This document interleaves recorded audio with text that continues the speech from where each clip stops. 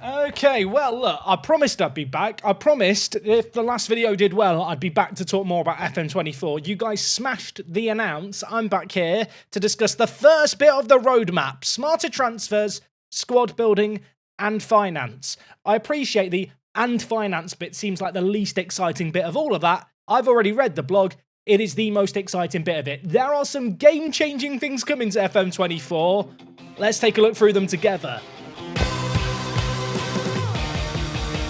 Yes, folks, welcome back to my first video going through the FM24 roadmap as it drops. Today we are learning all about transfer, squad building, and finance. Just a reminder, I partnered up with Fanatical. If you want to pick up FM24 for cheaper than it is on Steam, with beta access from a Sega-approved retailer, check out the link at the top of the description, and shout out to Fanatical. I've been working with them for years. They get you guys a great deal on FM. And let me tell you now, if you weren't excited before, and you're a hardcore FM player, there's some stuff you're going to like here. So this blog here primarily talks about new transfer updates and also some financial updates, which when I heard the financial updates, I thought that's not very jazzy when I read it at the top. And as I scrolled through this blog post, I'll be honest, the first bit is less exciting. The second half, that's the bit that's got me frothing at the mouth. So first things first, I think we can all agree that the Football Manager transfer AI is not flawless. We've all seen teams spend £60 million on a player only to not play them for the first half of the season and then loan them out the second half of the year. It kind of ruins the immersion. I want the game to be as challenging as it can be, and better squad building is going to help towards that. You can see here, smarter opposition recruitment is the order of the day. AI managers are now programmed to consider factors like form and reputation more so than ever before. That, on the one hand, is exciting. On the other hand, we've all been in that situation where you have a player who's in some mad form, but you know isn't actually that good, and you can sell them for an inflated price. Is that going to be more of a thing this year? Is form going to perhaps be even more influential in the match engine? I wonder with these changes, don't get me wrong, it sounds great on paper. I'm just concerned that, one player has a really good start to a season, scores 5 goals in 2 games, and suddenly there's some mad offers coming in for them. And I suppose on that, equally, if you're not playing a player very often, sometimes in Football Manager, it's hard to get rid of the dead wood. And it might even now be harder if the AI look at form as a more important factor. AI managers are now geared up to recognise imbalances in their squad makeup and will take their tactical style into consideration much more when shortlisting players. In essence, this means that they'll look to fill attribute gaps in their squad, so a manager using a gegenpress approach will specifically look for midfielders with high stamina and work rate attributes. I mean, this is good. We've all seen Tottenham in Football Manager, and Chelsea were a victim of this as well, where their managers in previous years of Football Manager would play a weird formation that didn't really suit them in Football Manager, and they'd always massively underperform. I feel like Tottenham was always the team that did that. So if managers are going to look, when it comes to recruitment, more at the style of football they want to play, that's obviously going to be a better thing. It should make it more challenging when you go up against their sides. Also mentioned here that there's going to be more focus on potential ability rather than current ability, which is great to hear, because I do feel like the AI isn't always great at developing talents. They don't really give youngsters enough minutes, which has always been a gripe of mine with FM. And in fact, this also extends to the AI when it comes to selling players and loaning out players. They will make more contextual decisions with loans, so if a player's lacking in physicals, they might try and loan them to a more physical team to help them improve that aspect of their development. Ultimately, as it says here, these suite of changes mean that your opponents will make more informed and reactive squad building decisions, which means you'll face more competition in the transfer market, which is great. I feel like the AI recruitment as you go into the future, it's one of those things that can kind of break down a Football Manager save game, especially if you are in a league where there's not maybe a load of money available, and the transfer decisions that the AI make are all the more important. In the Premier League, teams have so much money, it's kind of hard for them to fail. But in other leagues, it definitely can be annoying when it comes to really wanting to challenge yourself, and anything that makes Football Manager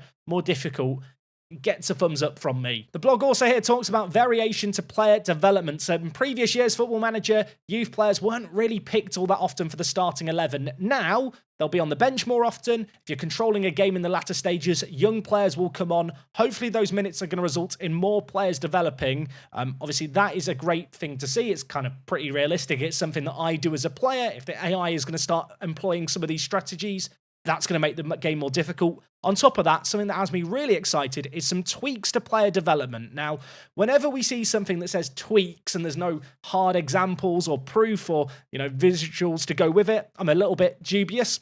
Kind of have to wait and see until we get our hands on it. But you can see here, some players will see accelerated improvement in their teenage years before hitting their potential ceiling early on, while a new system has been introduced to recognise late bloomers. So for those of you screaming out for more Jamie Vardys, more players to develop in their mid-20s, that appears to be something that we're going to get. Players that don't break through until slightly later than would be considered typical.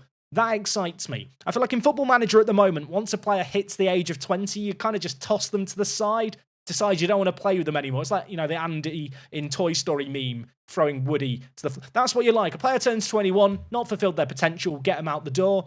Appears now you might want to persevere with players that little bit longer. Now, I mentioned the first half wasn't the most exciting part of this blog to me. This is where it gets a bit more exciting. Balancing the books. So the transfer market and how transfers work in real life has changed quite a lot in recent years. I imagine you're going to see Saudi Arabia wanting to poach a load of your players for inflated prices, which could be a blessing in some circumstances. But you'll be able to see here there is some new changes coming. They've added new news items to improve kind of clarity of income and expenditure through a season. That's great. I'd love to be able to see the shirts sold. You know, at the end of the season, the end of season review where you have your shirt sales for the year. Can we have that, please? But throughout the year, I want to see which of my players are selling shirts as the year goes on. Interestingly enough now, you're able to overspend your transfer funds. So you can now have a negative transfer budget, which could sometimes happen in Football Manager under rare circumstances. You'll get an inbox item regarding it, and it'll tell you that you either need to sell players or sell transfer clauses to generate fresh income. And if you don't generate that money within an agreed time period, the board will take over your budget and begin to sell your players.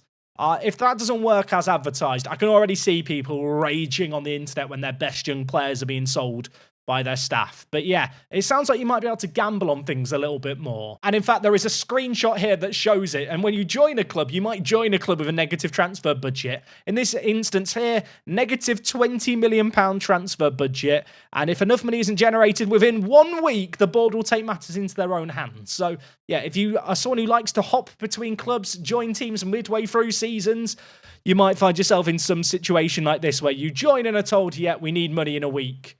Could be a fun challenge. On top of that, some changes coming to FFP. Very rarely, I feel like, does this affect you in Football Manager, so I'll be interested to see if this is implemented in a way which means it happens more often. But if clubs breach FFP rules, there's new sanctions. You could have your squad size limited, transfer spending restrictions, fines, and competition income being withheld. Cool little things. Probably not going to encounter them that much, but anything that adds a bit more variety to playing the game and what happens in a save game, I think is always a good thing. There's also an example of one of these new inbox items they've already talked about. This one is for FFP, just keeps you up to date with what things are looking like. This comes in, you can see here, on the 1st of August. So I imagine at the start of every month, you'll get that little FFP update. Another thing to note here, player targets and promises updates. That is new. On the timeline for the roadmap, there is a thing about player interactions, player targets and promises. Obviously, promises exist in the game, and you can give players targets where you tell them they need to learn a new position or perform better in training to play in the first team. I wonder if that's going to be expanded upon. It'd be really cool if you could set a target for a player, you know, say, hey, you've got to score 3 goals in your next 5 games or I'm going to drop you, and be justified in that. I feel like little interactions like that could be a cool way to, I don't know, flesh things out a little bit more and expand on the current promises system. I don't know how many of you have ever had a club go into administration that you've been managing. It's happened to me, I think, once in the last 20 years, but there's some updates to administration stuff. No screenshots to go with this, I think kind of implies they probably internally couldn't find a situation where this stuff was going to pop up. But yeah, if your club goes into administration, you'll get new news inbox items. So don't go into administration. Don't be Portsmouth. Okay, so earlier I teased there was something big. This is the big thing, people. This is the thing that's got my mind racing of possibilities. And sometimes you've got to temper your expectations and reel them in slightly. But if this works like I think it could be a bit of a game changer for Football Manager. There is now new and dynamic income streams. So it's not just expenditure where change has been made. There is now greater fluctuation in incomes your club receive, creating more dynamism and intrigue in every career. What does that mean? Well, you can see here. If we go to this screenshot that they've got, and in fact, this is mentioned later on in the blog, TV deals. You know, that thing that you hear about getting bigger and bigger and bigger? News inbox item here, talking about the fact that there's been a new 3-year television rights deal implemented, and that is now impacting prize money and also some of the parachute fees. So what does this mean? Well, if you're doing a building a nation save game, maybe as the league builds in reputation that you're managing in, TV deal is going to rise. Maybe you'll get some significant prize money adjustments as a result of that. Lots of these things in previous Football Managers have remained static. And the idea that you can build up a league's reputation if you're managing, I don't know, in the Icelandic Premier League, you might be able to get a bigger TV deal, the revenues go up, that wealth is going to be spread around a little bit more. Suddenly, that combined with hopefully working player youth development ratings being dynamic means that building a nation saves could be better than ever for this coming year. Of course, when dynamic youth ratings were introduced, it wasn't introduced flawlessly. Let's hope that SI get this right the first time of asking. But if this works, there's so many different ways it could work. I mean, in this instance, prize money's going up. You can see here parachute fees changing as well. Yeah, I hope this applies to all leagues. I hope there's no licensing issues. I'd love it if even the leagues like the Bundesliga, which are fully licensed, do have this dynamic kind of financial stream aspect to them. I feel like it's something that Football Manager's needed for a very long time. And in fact, you can see here, they talk about the fact they've included fixed TV deals, and there's a news inbox item, which I've just shown, that has all the different changes that the deal is going to affect. Interesting to note, from the sounds of this could also have a negative effect. If a league drops in reputation, you might get less money. A few other nice quality of life changes you can see here. New contextual information provided in inbox items regarding parachute payments, how ticket prices and sponsorships have changed based on whether or not you've been promoted or relegated. And also, there is a new season tickets league table located in the competition overview drop-down. That is a new competition for you to try and win, folks. Can you get the most season ticket sales? So there does seem to be a big focus on kind of clarity, lots of new inbox items. I'm hoping it's not going to fill our inboxes too much during a save game, but there are definitely aspects of Football Manager that could be better communicated when it comes to finances. It feels like the game is going to be doing that this year. You can see here, for lower league teams, if you turn professional, you'll turn professional at the point of promotion. If you've done a Park to Prem save like I do every year, where we start down at the 10th tier of English football, the season where you turn pro, you actually have to wait until the end of the season to turn pro, which always feels really counterintuitive because it means you can't sort out any contracts and stuff until the season's over. That is changing this year. When you're promoted, you will turn professional immediately. That gets a big thumbs up from me. It's a niche change, but it's a useful one. And in fact, on the topic of promotions, you can see here this screenshot showing a inbox item with the changes to ticket sales and pricing regarding a club following their promotion, 10% rise in average ticket price. Then you also get the projected yearly earnings, which is a really nice quality of life thing. This did exist, but it was hidden so far away, you'd very rarely encounter it. So now, when you're promoted, you're going to get a decent indicator as to how much more money you might get over the course of the season with that promotion achieved. In this instance here, 27% rise, £800,000 more a season. That is not insignificant. And the blog post does just conclude by, summing everything up, talking about the upgrades to AI squad building, which I think is a great thing. If the game is more challenging as a result of that, big thumbs up.